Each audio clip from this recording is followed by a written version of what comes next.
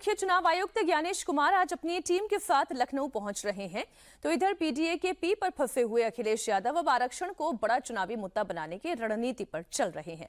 UP में आरक्षण सुधार को लेकर सवर्ण आंदोलन कर रहे हैं। तो अखिलेश आंदोलन की इस आग पर पीडीए की रोटी सेक रहे हैं। अखिलेश आरक्षण सुधार और लेटरल एंट्री का मुद्दा उठा रहे हैं। अखिलेश यादव ये कह रहे हैं कि लेटरल एंट्री के जरिए 63 में से पीडीए समाज के केवल 2 लोगों को ही लिया गया। ऐसे में बीजेपी सरकार यूपीएससी का नाम ओपीएससी क्यों नहीं कर देती? ऐसा लगता है कि लेटरल एंट्री के नाम पर पिछले दरवाजे से बीजेपी और उसके साथी अपनी विचारधारा के लोगों की सेटिंग करने में लगे हुए हैं।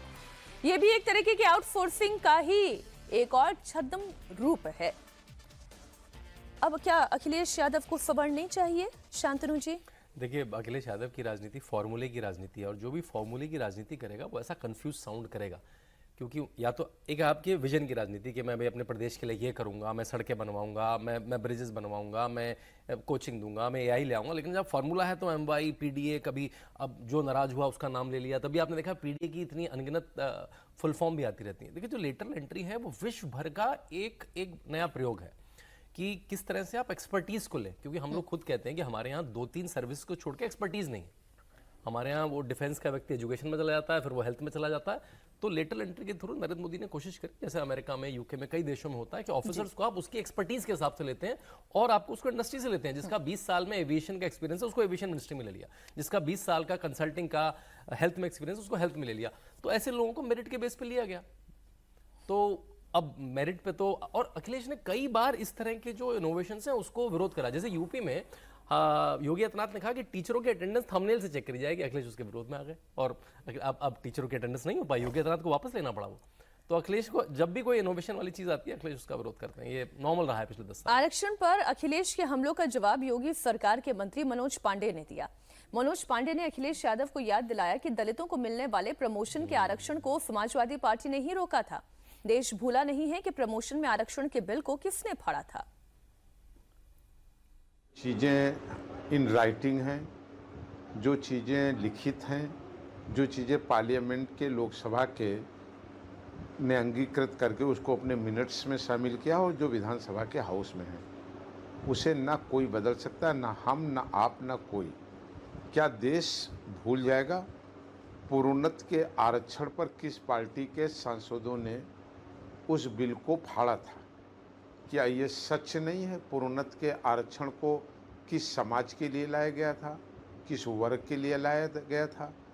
क्या देश ये भूल जाएगा प्रोन्नत के आरक्षण के बिल को छीन करके विभागीय मंत्री से किसने फाड़ा था और बिल को पारित नहीं होने दिया था? क्या लोग भूल जाएंगे 1995 में जिला पंचायत के चुनाव होते हैं इस उत्तर प्रदेश में? कैसे आप कह सकते हैं एक जाति के अकेले 70% लोग जिला पंचायत के अध्यक्ष हो जाएं? तो अगर सवाल होगा तो कहाँ गया अनुसूचित समाज का, एसटी का, महिलाओं का आरक्षण कहाँ गया उसमें? बात तो वो ठीक कह रहे हैं, पुराना इतिहास याद दिला रहे हैं, वो अलग की बात है। उस इतिहास में वो भी उनके साथ थे। लेकिन बात अब आगे बढ़ चुकी है। अब हम 2026 की बात करें, जब 27 में उत्तर प्रदेश का चुनाव है। ये बात तो ठीक है, सवर्णों के इस मांग के साथ कोई भी उनके साथ नहीं खड़ा हुआ है, चाहे वो भारतीय जनता पार्टी हो, समाजवादी पार्टी हो, कांग्रेस हो, चाहे कोई आप ओपी राजभर जो जिस पार्टी की बात कर ले। लेकिन ये भी सच है कि दलितों को मिलने वाले आरक्षण का फायदा किसे नापसंद था। देखिए, इसमें 2 बातें हम कहना चाहेंगे आपको। एक तो जो अखिलेश यादव ने कहा कि लेटरल एंट्री छद्म तरीका है घुसाने का, अंदर घुसाने का, अपने लोगों को एडजस्ट करने का, ये बातें जो है इस बड़ी हल्की बात है। आप राजनीति करिए, राजनीति में कहिए, ये बातें ठीक है। सीरियसली इस बात को आप कह रहे हैं अगर, तो ये बहुत खराब बात है। इस देश में जितनी क्रांति हुई है मीनाक्षी जी, वो सब लेटरल एंट्री वालों ने की है। एक भी आरक्षण से भर्ती होकर आया हो या यूपीएससी पास करके सामान्य वर्ग का आईएएस आईपीएस हुआ हो, उसने कोई बदलाव नहीं किया है। इस देश में जो अंतरिक्ष की क्रांति हुई वो विक्रम साराभाई ने की, लेटरल एंट्री के थे। वाह। इस देश में परमाणु एनर्जी की क्रांति हुई, होमी जहांगीर भाभा ने की, वो लेटरल एंट्री के थे। इस देश में हरित क्रांति एम एस स्वामीनाथन ने की, वो लेटरल एंट्री के थे। इस देश में जो पिंक क्रांति है चिकन की, वो बीवी राव ने की, वो लेटरल एंट्री के थे। इस देश में दुग्ध क्रांति कुरियन ने की, वो लेटरल एंट्री के थे। इस देश में मिसाइल क्रांति एपीजे अब्दुल कलाम ने की, लेटरल एंट्री के थे। इस देश में आधार की क्रांति नंदन नीलेकणी ने की, लेटरल एंट्री के थे। इस देश में जो संचार क्रांति की सैम पित्रोदा ने की, लेटरल एंट्री के थे। एक भी बात बताइए इस देश में कोई क्रांति हुई हो जो किसी आईएएस आईपीएस ने की हो, या जो नॉर्मल ऐसे चुन के आ रहा है। लेटरल एंट्री के लोगों ने की है इस देश में क्रांति, और लेटरल एंट्री पूरी दुनिया ने तरक्की की है उसी से। आप जब तक एक्सपर्ट लेकर के नहीं आइएगा, जो डोमेन एक्सपर्ट नहीं होगा, वो आपको रोज नई चीजें, वो सिर्फ अपना जीवन चलाने की बात करेगा। इस देश में सारी क्रांति उसने की है, लोगों ने की है जो लेटरल एंट्री से है। तो ये तो समझ लीजिए, अब अखिलेश यादव भी हो सकता है जानते हो इन बातों को, लेकिन उनकी अपनी राजनीति है।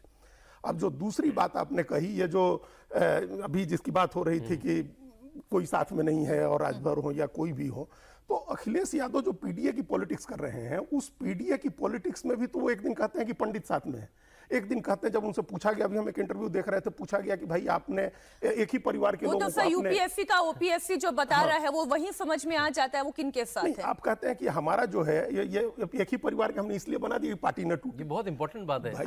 उन्होंने कहा कि हमारी पार्टी इसलिए नहीं टूटी कि हमारे सारे सांसद ही एक ही पार्टी के थे। लेकिन एक ही फैमिली के थे। हम एक ही फैमिली के थे। लेकिन ये देखिए कितनी गलत बात है शांतनु जी, उनके चाचा ने उनकी पार्टी तोड़ दी थी, शिवपाल यादव ने पार्टी तोड़ दी थी। और कितने परिवार की पार्टियां टूटी है, एनसीपी टूटी नहीं है अभी, चाचा भतीजे की पार्टी, ससुर दामाद की पार्टी नहीं टूटी है, ठाकरे की पार्टी नहीं टूटी। तो परिवार की पार्टी बना लीजिए, पार्टी नहीं टूटेगी। लालू यादव के बेटे ने पार्टी नहीं बना रखी है अलग, तो अनुप्रिया पटेल की बहन ने पार्टी नहीं बना रखी है, उनकी माँ और बहन ने अलग पार्टी। तो पार्टियां परिवार की पार्टी बना लीजिएगा तो ये पार्टी नहीं टूटेगी, और इस लॉजिक पर आप परिवार की पार्टी चलाइएगा। पिछले कुछ दिनों से अखिलेश यादव लगातार ऐसे बयान दे रहे हैं जिसमें खुद बैकफुट पे जा रहे हैं। लग रहा है एकदम डेस्परेट है वो। चवन्नी से 1 रुपए वाला, चवन्नी वाला बयान दीजिए, पीले गमछे वाला बयान देखिए, आप इस तरह के बयान देखिए। तो ये लगातार अब जैसे जैसे नजदीक आ रहा है चुनाव, और उनको ये जो पीडीए है वो अपील करता नहीं दिख रहा है, तो वो कोई फिर दूसरा रास्ता पकड़ने की कोशिश कर रहा है। यूपी में आरक्षण के साथ साथ स्कूलों पर भी खूब पॉलिटिक्स हो रही है। कई यूट्यूबर्स सरकारी स्कूलों के पुराने जर्जर भवनों की फोटो खींचकर वायरल कर रहे हैं। इसे लेकर सीएम योगी ने समाजवादी पार्टी पर पलटवार किया। योगी ने कहा कि कुछ लोग जर्जर भवनों की फोटोग्राफ सोशल मीडिया पर दिखा रहे हैं। जिन लोगों के इशारे पर दिखा रहे हो, ये उन्हीं के स्मारक हैं। कुछ लोग जर्जर भवनों को फोटोग्राफ सोशल मीडिया में दिखा रहे हैं। जिन लोगों के इशारे पर दिखा रहे हो ना, ये उन्हीं के स्मारक हैं जिनके इशारे पे दिखा रहे हो। हमारे यहां जाना है, प्रोजेक्ट अलंकार के अंतर्गत जो नए भवन विद्यालयों के बने हैं, ये आज की नई शिक्षा व्यवस्था की जो नकल मुक्त, अकल से युक्त शिक्षा प्रणाली का आधार बन रहा है, और समय सीमा के अंदर परीक्षा होना। 17 के पहले 3 महीने परीक्षा में लगते थे, 3 महीने परिणाम में लगते थे, तो 6 महीने तो यही गायब हो गए। 3 महीने अन्य अवकाश में और कर्फ्यू में व्यतीत हो जाता था। 3 महीने भी नहीं मिलते थे बच्चों को पढ़ने के लिए, और अब 14 दिन में परीक्षा, अगले 14-15 दिन में परिणाम। एक क्विक कमेंट इस पे शांतनु जी, जो योगी आदित्यनाथ कह रहे थे 17 से पहले का क्या स्ट्रक्चर था? जी 17 के बाद जब योगी आदित्यनाथ आए, क्योंकि उनके खुद के स्कूल कॉलेज चलते हैं, तो उन्होंने शिक्षा में जो बेसिक शिक्षा है जो 1 से 8 की होती है, उसमें 2 बड़े मूल परिवर्तन करे। उन्होंने लाया पहले तो मिशन कायाकल्प, 19 पैरामीटर लिए। जो फिजिकल स्ट्रक्चर है, उसमें गेट है, उसमें बाउंड्री है, उसमें पंखा है, उसमें टॉयलेट है, उसके 19 पैरामीटर को फोटो खींच के जियो टैगिंग करके वेरीफाई करा गया, और अगले 2.5 साल में मेक श्योर करा गया कि 85 से 95% स्कूल उस 19 पैरामीटर में खरे उतरते हैं। और ये कितने स्कूल हैं? 1,35,000 स्कूल उत्तर प्रदेश के हैं। फिर अब ये तो हो गया, अब शिक्षा कैसे होगी?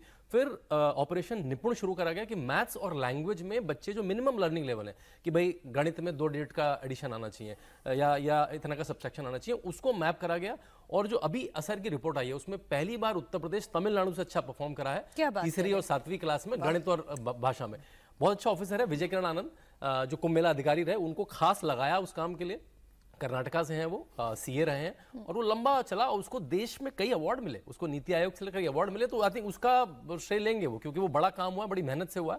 और आप स्कूल जब लोग वोट डालने गए इस बार स्कूल में, तो लोगों ने देखा कि अरे उत्तर प्रदेश के स्कूल फिजिकली पहले से बहुत इंप्रूव हो गए। और एक जो मील को लेकर भी जो नाराजगी हो रही थी, उस पर भी प्रोएक्टिव कदम उठाते हुए नोडल ऑफिसर्स नियुक्त कर दिए गए कि भाई अपने अपने इलाके के स्कूलों का खुद ख्याल रखें, क्या कमियां हैं उसको खुद ढूंढें और उसको ठीक करें।